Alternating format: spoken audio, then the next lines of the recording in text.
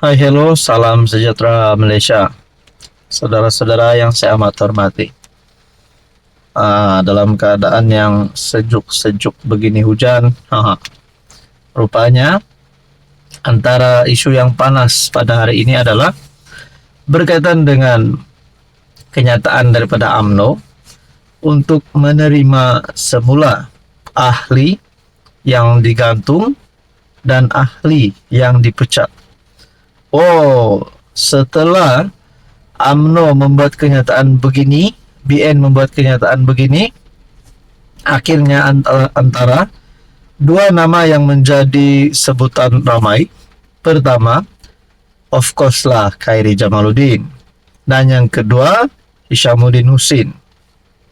Kedua-dua ini dilihat janggal bila mereka dipecat dan digantung keahlian mereka di dalam kepimpinan UMNO. Sampai penyokong-penyokong ada yang tak puas hati. Kerana mereka kata darah Hishamuddin Hussein dan KJ adalah UMNO. Kenapa mereka boleh dipecat? Kenapa mereka boleh digantung? Nah, pada akhirnya saudara-saudara, apa keputusan terkini daripada KJ dan Hishamuddin? Sebelum ini dalam satu tulisan dari Hishamuddin Hussein berkata, cepat-cepat KJ dan Hishamuddin hantar surat permohonan untuk menyertai UMNO semula.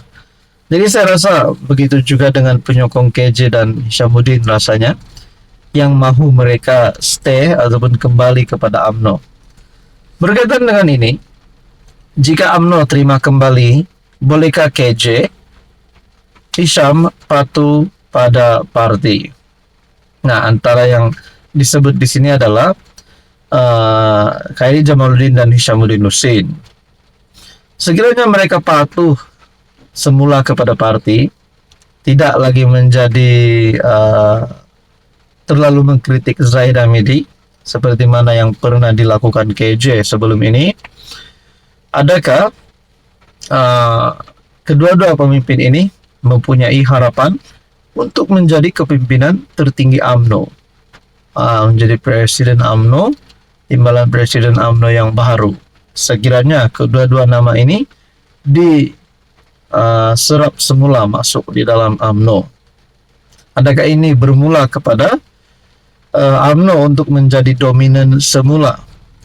Di dalam tulisan Syabudin ada juga berkata, setelah Tajuddin diterima semula masuk UMNO, permulaan kepada UMNO untuk menjadi dominan semula. Apatah lagi kalau Hishamuddin Hussein dan KJ yang memang menjadi sosok pemimpin yang disegani di Malaysia. Saudara-saudara, kalau nak cakap KJ dan Hishamuddin serta EPN, kita belum dengar cerita itu. Nak cakap KJ dan Hishamuddin, tubuh parti baru, pun kita belum dengar cerita itu. Tapi apa pandangan anda kalau KJ dan Hishamuddin sertai UMNO semula dan mungkin terus diserap menjadi menteri di dalam kabinet kerajaan perpaduan? Itu semua pun tidak mustahil untuk berlaku. Jadi saudara-saudara, apa komen anda? Hai, hello, salam sejahtera Malaysia. Saudara-saudara, tuan-tuan dan puan-puan yang saya amat hormati. Hari ini di negeri saya, Sabah, hujan. Jadi dalam keadaan yang sejuk-sejuk, rupanya ada yang panas.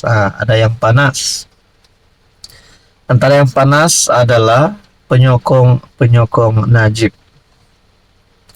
Bukan saja penyokong Najib, tapi kepimpinan politik UMNO yang memperjuangkan kebebasan untuk Najib Razak.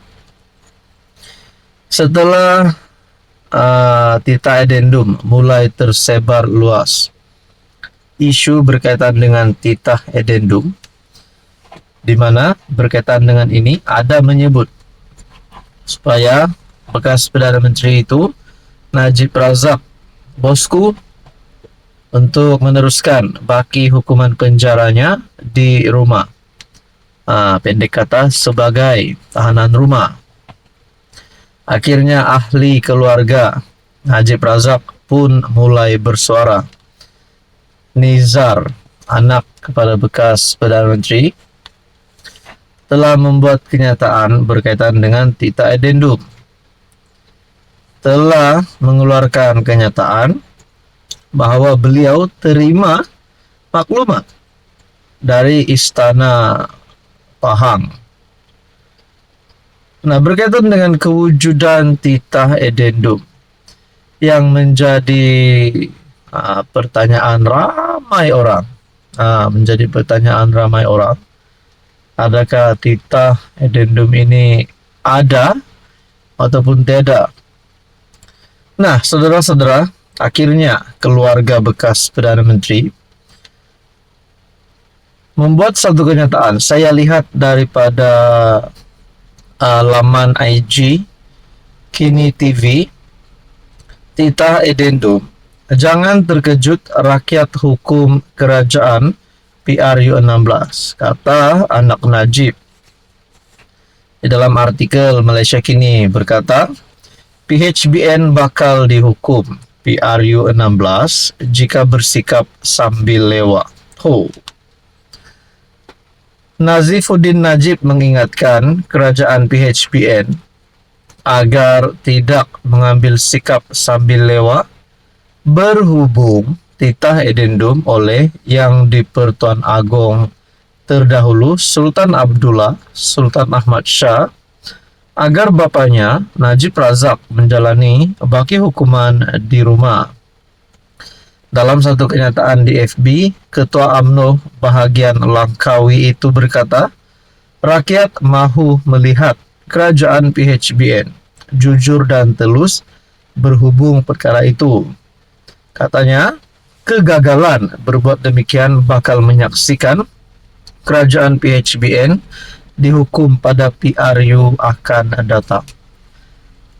Kita nak ulas sikitlah tentang dihukum pada PRU akan datang, yaitu PRU 16. Adakah UMNO BN sebulat suara untuk menghukum Anwar sebagai Perdana Menteri, menghukum PH, di mana PH dan BN di dalam kerajaan hari ini mungkin berisiko untuk dijatuhkan sekiranya UMNO BN tarik sokongan.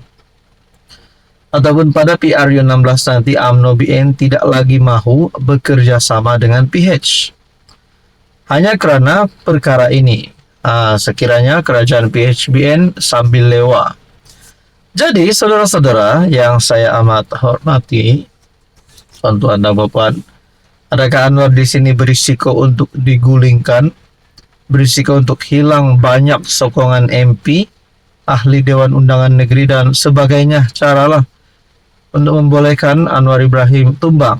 Sekiranya perkara ini tidak diambil serius, tidak dilihat serius oleh kepimpinan kerajaan hari ini. Nah, saudara-saudara yang saya hormati, apa komen Anda?